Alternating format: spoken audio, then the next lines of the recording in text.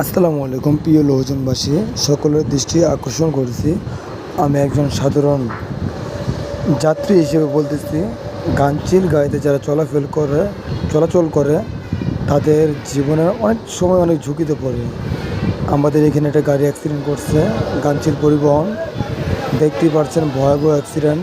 আল্লাহর রহমতে কারো তেমন এই পরিবহনে অনেক সময় অনেক অ্যাক্সিডেন্ট হয়েছে এবং এদের গাড়ির মূলত ফিটনেসবিহীন এবং ড্রাইভারগুলো অনেকটা অযোগ্য।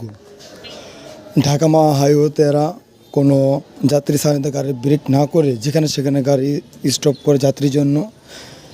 সেই জন্য অন্যান্য লাইনে যে গাড়িগুলো তাদের ব্রেকে অনেকটা ক্ষতি হয়।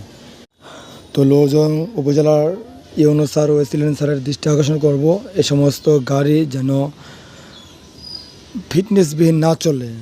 ভালো ড্রাইভার এবং ভালো মানের গাড়ি দিয়ে আমাদের সেবা যেন করতে পারে তারা, যেন যাত্রীদের কোনো ভোগান্তি না হয়। ধন্যবাদ।